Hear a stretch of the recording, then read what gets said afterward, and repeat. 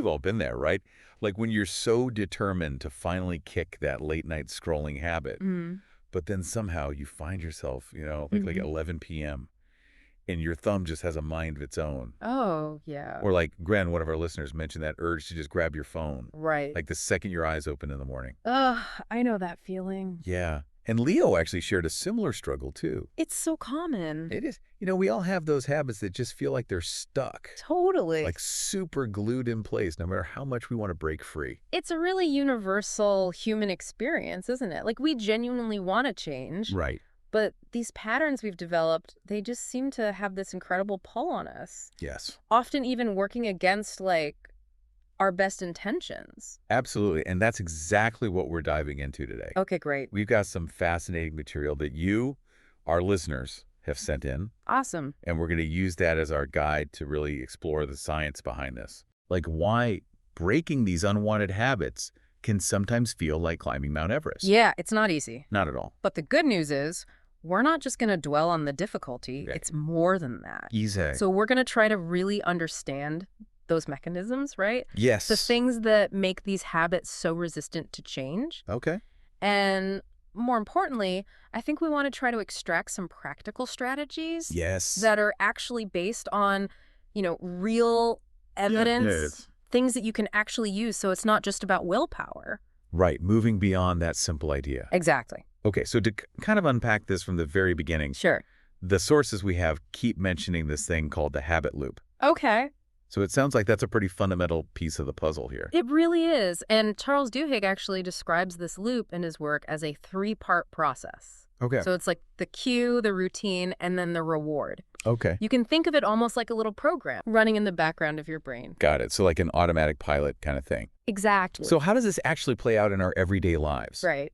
Can you give us a concrete example, maybe even drawing from what Gren and Leo shared with us? Yeah, absolutely. So a perfect example, like you mentioned, comes from that feeling of boredom, Okay. right? So that sense of like, I'm bored, or that lack of stimulation, that acts as the cue. Okay. And then the routine might be, without even thinking, you just reach for your phone. Oh, yeah. And the reward, you get that little hit of dopamine. Dopamine there. Yeah, Okay. from the novelty of social media or like a news update, anything that kind of grabs your attention. I see. So every time we go through this cue, routine, reward sequence, Yeah. our brain is getting that little hit of, something positive. Exactly. And that's what keeps us coming back for more. Precisely. Dopamine plays a really key role in what we call reinforcement learning. So it's basically telling your brain, hey, remember this sequence of actions? It led to something good. So do it again and again and again. So the more we repeat that loop, Yeah. like you said, boredom, check the phone, get that hit of dopamine, Exactly. the stronger that connection in our brain becomes. Yes. It becomes more and more automatic to the point where you don't even have to think about it. It's like second nature. It is. And that's why habits, like Gwen and Leo experienced, can feel so deeply ingrained. Right. So natural. Yeah. Even when we know logically that they might not be the best for us. Exactly. Even when we recognize, consciously that they're not beneficial. Now, here's what I find really interesting. Okay. We know these habits aren't serving us, right? Right. We genuinely want to stop. So why do we keep putting off actually making those changes? That's a really great question. It's like the I'll quit tomorrow mentality. Oh, I know. I've been there. It's so familiar. It is, and that I'll quit tomorrow is often a way of protecting ourselves psychologically. Oh, interesting. It's like we're avoiding the discomfort that comes with change, even if it's positive change. Right. Because it can feel disruptive and kind of unsettling in the present moment. I see. Even if we know it's good for us in the long run, Exactly. it's still like we're being asked to give up something that feels good right now. It is. It's like we're giving up that instant gratification. Okay. Or that sense of predictability, even if we know it might have negative consequences later on. So it's that battle between immediate feel-good and long-term benefit. Precisely. It's like choosing to relax and watch TV. Yes. Instead of doing that workout that we know would be good for us in the long run. You got it. Our brains are wired to prioritize those immediate rewards, Mm-hmm. The pleasure of relaxing on the couch, watching TV. It's tangible. It's right here, right now. Right. You can feel it. Exactly. But the benefits of exercise, like better health and more energy, they feel more abstract. Yeah, and further away. Exactly. They're off in the future. And like Leo mentioned, breaking habits takes effort. It does. It's not always easy or fun. It's not always a walk in the park. Right. So if our motivation isn't strong enough, or if the immediate comfort of that bad habit is just too appealing, it becomes really easy to justify delaying the change. I'll start Monday. Right, exactly. We've all said it. So we need a really compelling why to push us past that, I Yeah, guess. you need that strong why to overcome the inertia of the now. I like that. It's powerful. It is. Now, our environment also seems to play a huge role in shaping our habits too, right? Absolutely. Our surroundings can have a massive influence on our behavior, often in ways that we don't even realize. It's subtle. It is very subtle. And both Gwen and Leo actually brought up the example of snacks. Oh, yeah. You know, if you've got a bowl of chips sitting right there on the coffee table, Right there.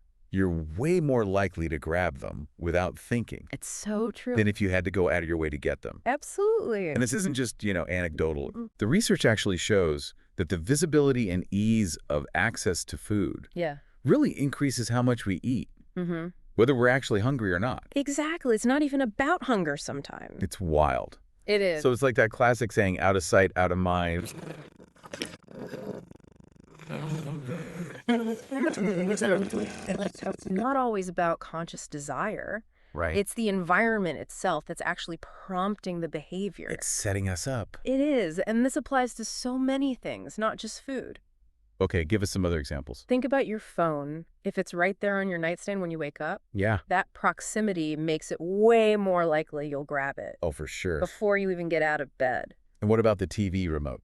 Oh, classic example. If it's always within reach on the couch, Right. turning on the TV becomes like the default, Totally. even if you had planned to do something else. Our brains are efficient, I guess. They love the path of least resistance, It makes sense. It's all about conserving energy. So if the bad habit is the easiest option in our environment, Yeah. that's usually the route we're going to take. Makes sense. Now, some of these bad habits might seem small in the moment, like scrolling through social media for an extra 5 minutes. Yeah. Or hitting snooze one more time. Yeah. But the sources we looked at suggest that these can actually have a big impact over time. Absolutely. They have a cumulative effect, even if they seem minor. Okay, so what's an example of that? A great example is procrastination. In the short term, Yeah. putting off a task might feel like a relief. Oh, yeah, I'll do it later. Exactly. It's a way to avoid something unpleasant. Totally. But those laters can really add up quickly. No, right.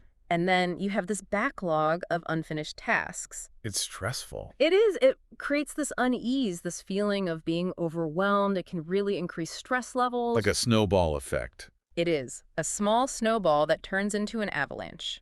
And the connection between procrastination and stress is real. It's very real. It can lead to anxiety and even poor physical health over time.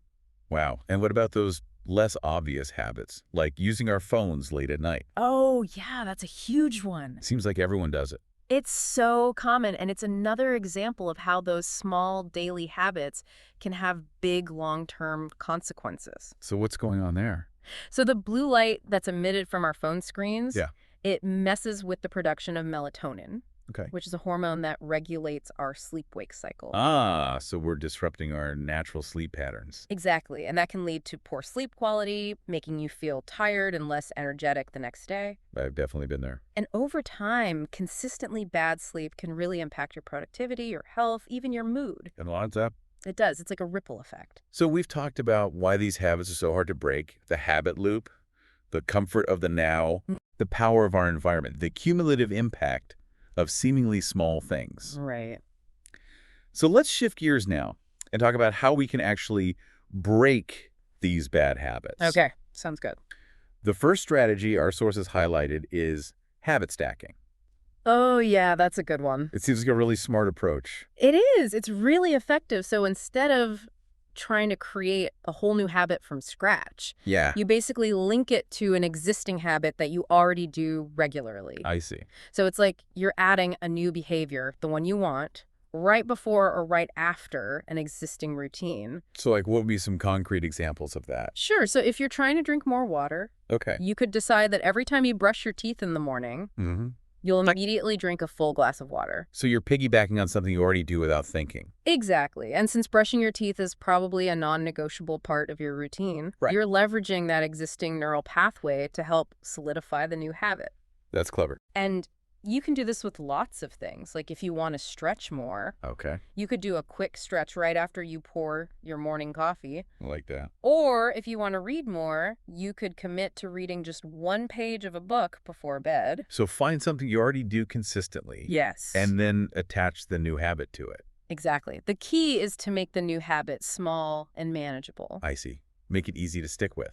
Absolutely. Another strategy that came up a lot was this idea of tiny habits. Oh, yeah, that's a great one, championed by B.J. Fogg, a behavior scientist at Stanford. Okay. The main idea is that making really tiny changes, Like how tiny? almost ridiculously easy steps, Okay. is way more effective in the long run. Then trying to change everything overnight. Exactly, because we often set these huge all-or-nothing goals. Right, like I'm going to work out every day for an hour. Exactly, and that can feel super overwhelming. And then we give up Exactly. because it's too much. And Fogg's research is really interesting. It suggests that focusing on making the desired behavior as easy as possible at the beginning really increases the likelihood of it sticking. So instead of saying, I'm going to work out for an hour every day, Right. it's more like, I'm going to do 5 push-ups right now. Exactly. Or instead of saying, I'm deleting all social media apps. Which feels drastic. It does. It feels extreme. Yeah. You could start by just spending 5 minutes less on social media each day. 5 minutes, that feels doable. It does. And because it's so small, you're more likely to actually do it. And then you build from there. Exactly. And each little success builds momentum, making further change easier.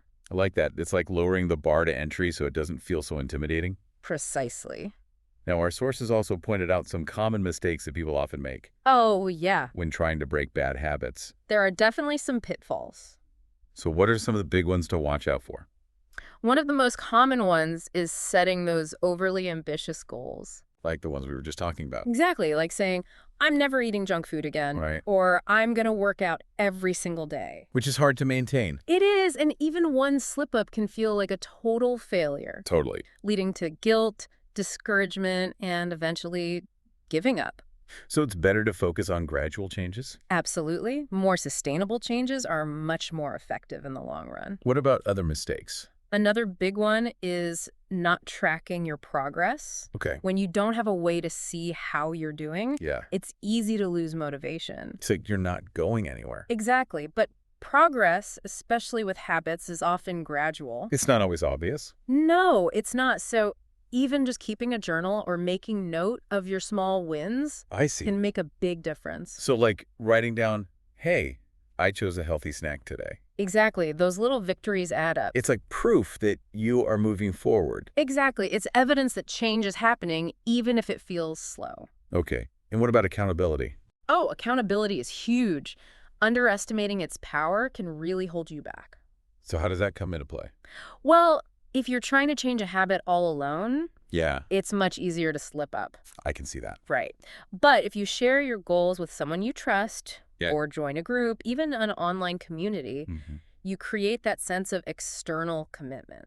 So you're not just answering to yourself. Exactly. And knowing that others are aware of your goals Yeah. and might check in on your progress. It can be motivating. It can be very motivating, and it's also great to have a support system for those times when you do slip up. Right, because it's going to happen. It is. It's normal. And having that support can help you view it as a temporary setback. Instead of a complete failure. Exactly. So it's about creating that external structure to help you stay on track. Absolutely. It reinforces your internal intentions. So to recap some of the key takeaways from our deep dive today. Yeah, let's summarize. First, it's important to remember that breaking bad habits isn't just about willpower. It's more than that.